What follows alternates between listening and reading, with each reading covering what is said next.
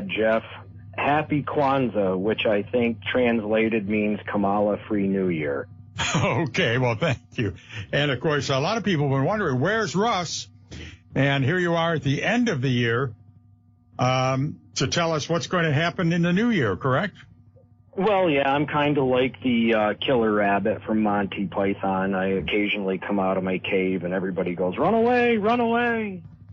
Well, you were telling me earlier today, you called me about the congressional race. I get a lot of people asking me, who's going to be the new congressperson in NY21 to replace Elise Stefanik, who's well-liked in this area, even though I don't technically live in the district. Who is going to be the new member of Congress? Right now, I would say it's down to 3 people. There's Steve McLaughlin, very good guy, successful businessman, spent a few terms in the state assembly, went on to be the Rensselaer County executive, because to note all these people up here, there is actually counties that are smart that elect their county executive instead of just saying, here's a $200,000 a year to somebody who's going to be a lackey for the legislature. So Steve actually has earned the county executive position over and over again, and he does a good job.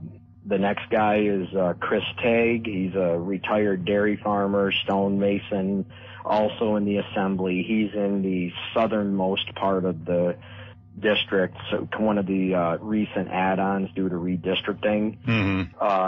Seems pretty solid, pro-Trump, hates Democrats, thinks Hochul's an idiot, so I could get behind him as well. And then the other guy is a young guy by the name of Josh Parker. He's connected to Charlie Kirk, Turning Point USA. Apparently he's talked to a few people. He's very impressive. Right. And again, he would be a good candidate, because it'd be nice to get somebody young in there that has actual true conservative values and keep this district at least congressionally headed in the right direction. All right. Those are the Finley choice. Let's talk about some of the people, names that get brought up to me, and you can tell me whether they're in, out, and why. Senator Mark Walczyk, people mention that name. He's not really in the NY21, that much of him, but some of him is. Better chance of seeing God. Okay. All right, no chance on him. And then you've got... And honestly, Walczyk is politically smart enough that he's going to suck up to Claudia to try and be the heir apparent to the Claudia seat. NY24, where I live. Yep. Okay, well, the other names are... Matt Doheny name has come up because you brought him up this morning. Now, what is all this intrigue about Kellyanne Conway and Matt Doheny? Apparently, he's written a considerable check to Kellyanne Conway or Kellyanne Conway's consulting firm, which also includes Bill Stepien. And I think he's trying to play 3D chess and bribe the RNC, use Kellyanne's connections with the RNC. Well, let's not use the word bribe, okay? Let's say, obviously, influence. Okay. We'll go to Roger's thesaurus and come up with something else. So we don't want to say that. He has employed Kellyanne Conway's firm, i.e. Bill Stepien, to access Washington, D.C. elites, the RNC, and hopefully Kellyanne's influence with Trump, and then work backwards and say, I've got the support out of D.C. Now let's, now we can start work. I can use that to bludgeon the county chairs. Well, it sounds like an interesting philosophy. Of course, with a special election, the county chairs pick based on a weighted vote system. Jefferson County has very little say in this whole affair. So, that seems like a kind of a complicated way to go. But in the end, doesn't the successful person, Dan Steck was the other name, the state senator. Dan Steck is the political equivalent of Joe Biden falling up the stairs of Air Force One. He is a nobody that. Well, he's a state senator, Russ. Come on. Well, let's look at facts. Dan Steck got elected because his dad was a forest ranger, and everybody loved his dad, so he had the name, and everybody loved his father. So he gets into the state assembly, immediately ties himself to Janet Dupree and Betty Little, two renowned anti-gun, anti-Trump, and then anti-Elise, because they both supported Tedra Cobb when she ran against Elise. And so he is a total squish. And like I said, Betty Little comes from roughly the same hometown. So when Betty Little retired, it was, I'm going to retire if you give the seat to Steck. Steck ran against a horrible Democrat candidate, and now he's in the Senate, and he's doing quite possibly less than he did as an assemblyman. Okay, so well, yeah. Everybody is a hard pass on him. Okay, so you don't think he'll make it either. So you're thinking one of the first three you mentioned, the county exec from Troy, the assemblyman from down in the Thruway area, and the young operative, Josh, what was his name? Josh Parker. Parker, yeah. As far as, it would seem to me that Congresswoman Stefanik has a lot to say about this, that whoever she weighs in with is going to have a big advantage. Now, who would she weigh in with? And I know that she and Mr. Doheny had obviously their differences in the past. Has time healed those wounds? Oh, God, no. God, no. That's a never-ending bed sore that will never heal. And okay. I mean, just go back to a couple of years ago when he wanted to run for the Senate seat and the state Senate seat, and that got nipped in the bud in what, less than 12 hours. Mm-hmm. So that knowing Elise and how she operates, I don't think that she's going to go out and say, this is the candidate. I would more think she would say, yeah. You know, well, I wonder if she's listening. I can agree with this one, and this one, but this one are hard no's. Yeah. Okay, so you don't think she would support Mr. Doheny, but on the other hand, he has the juice to go, you know, if he can get the Washington people, if he can get to Trump. Although obviously Stefanik would have a lot of influence over Trump, wouldn't she? Well, Stefanik is going to have a lot of influence over Trump. Conway's importance is going to be limited because she doesn't know anything about this district. She's never been here. And I mean, let's use me as an example, Jeff. You know, 20 odd years ago, I was a Democrat for a whole hot 10 minutes because I was trying to get a job at the Power Authority, and right. The Republican Party has never forgiven me for that. So, mm-hmm.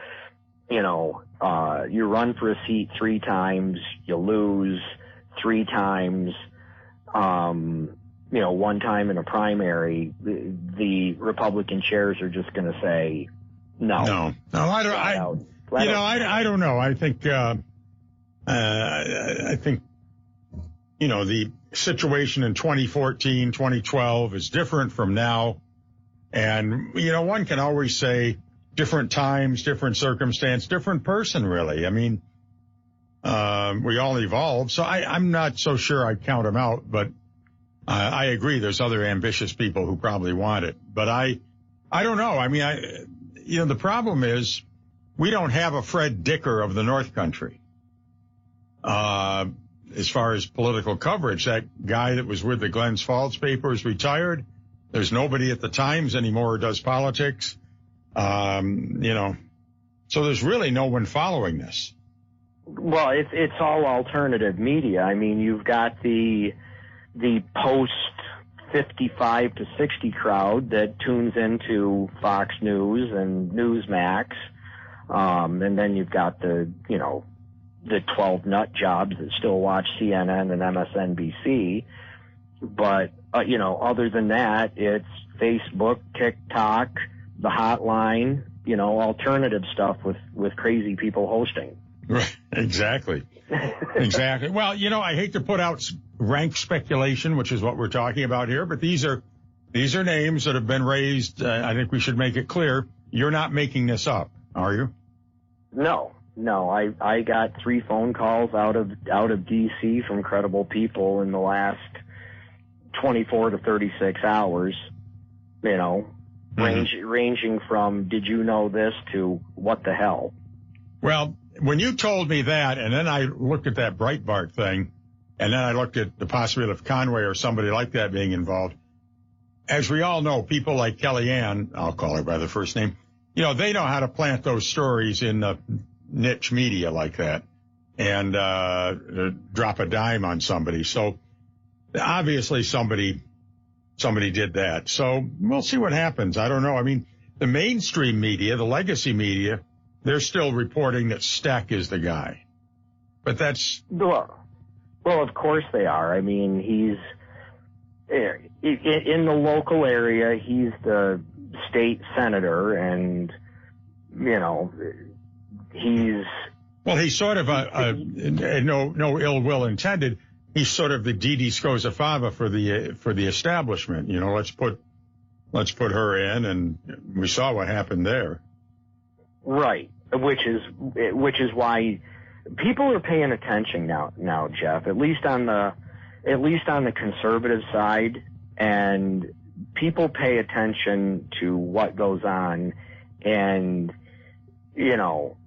Steck is one of these people. Yeah, I'll vote for him because he's on the Republican line, but I don't like him. But when it comes to, has this guy earned a shot at a higher office? Absolutely not. Okay. Now, in the special election, which will probably take place in, I think, April or May, somewhere in there, there'll be a Democrat. Will it just be a placeholder Democrat, or are they going to, who have they got? They got this farmer guy from up your way, Gendabin? Blake Gendabin. Yeah. And, odds on, I mean, Paula Collins, she's a knight under a bridge away from being a troll. She's a nothing, and her campaign wasn't even a campaign. It was atrocious. Nobody's going to support her. She's a carpetbagger. The Democrats have tried the last 2 cycles to run carpetbaggers between Collins and that Castelli guy. I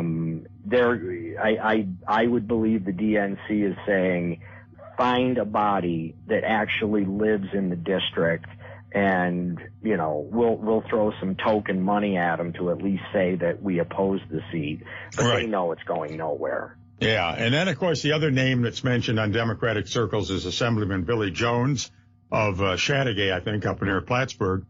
Now he's kind of a Daryl Albertine type figure in terms of his persona, isn't he? You can call him Daryl Albertine. I mean, at the end of the day, he's a Democrat. Did he vote against red flag laws, the ridiculous red flag laws for guns? Yes.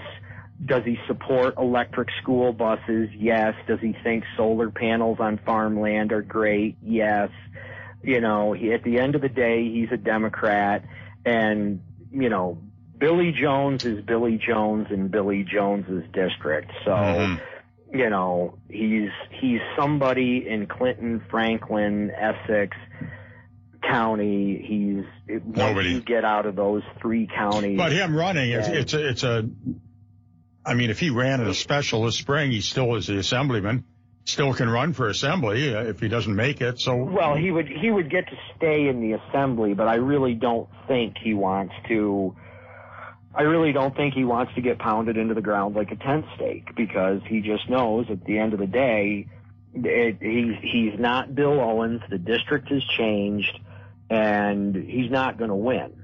My thought would be that he's hoping and praying that Dan Steck gets it so that he can step up to the Senate just for, his own. It's nice to go into a restaurant and people say, "Hey, Senator, how are you?"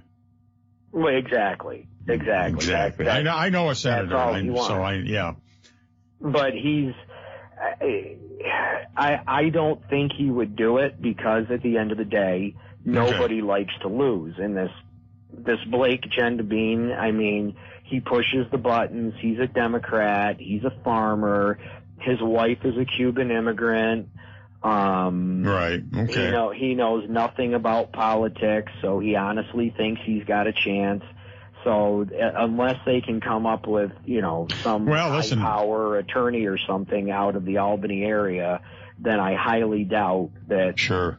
They're going to get anybody that's legit. Well, this guy up there, I know he's got 2 of my listeners who will be voting for them, whether they know his name or not. So, I mean, there is that 35% who's going to vote for him no matter what. Yeah. Yeah. So, anyway, other than that, you've been doing well? Well, the usual, old, bald, ugly, and still, haven't got kicked by any cows lately or anything, have you? No, that's what I'm going to do my political thing. I've got to go clean a lot of manure out of the barn, so that's the same as being involved in politics. And other than that, I just spend every day making sure Homeland Security continues to stay up and running and their facilities are well managed. Good. Well, it's good to hear from you. I'm glad you're doing well, and I appreciate your insight into politics. And we'll see if any of this flushes people out, or whether it just.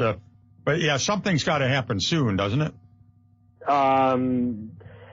Yes and no, because Elise hasn't been. The fever pitch will start when the Senate starts getting confirmed, and then if Thune can block McConnell and actually start doing the confirmation hearings, or rather they're going to, drag it out and make it wait until after Trump is formally in office, if they try to drag that out. But there's a lot of people in the Senate right now that want to start the confirmation hearings sooner than later. And does Speaker Johnson, be the big thing. Speaker Johnson, does he get reelected?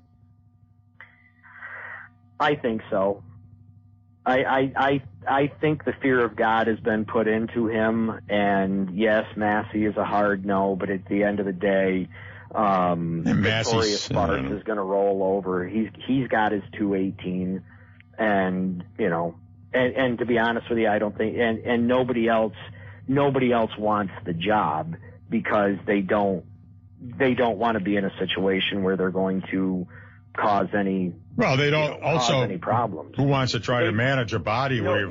Nobody wants to run because they don't want to give the Republican Party an option. Right. And Johnson isn't the choice. He's the best out of the lack of options. Well, correct. And when the other guy's got 215 votes in his pocket, it's tough to get things passed. So exactly. So I say Johnson holds his seat, and hopefully the Senate gets its rear in gear and starts the confirmation hearings. Another good thing that happened is Diddlebach from the ATF resigned yesterday. So now we've got clear sailing to pick a new ATF director that will hopefully stand up to Hochul and the 95 idiots in New York City and start going after New York's gun laws. So House is getting cleaned. The taint will still be there for a long time, but I think we're going to be able to deodorize D.C. pretty quickly. All right. Sounds good, Russ. Thank you. Take care. Bye-bye. Bye now. Yeah, Russ Finely. Happy New Year to Big Russ from Lisbon, and we'll be back with more in a moment.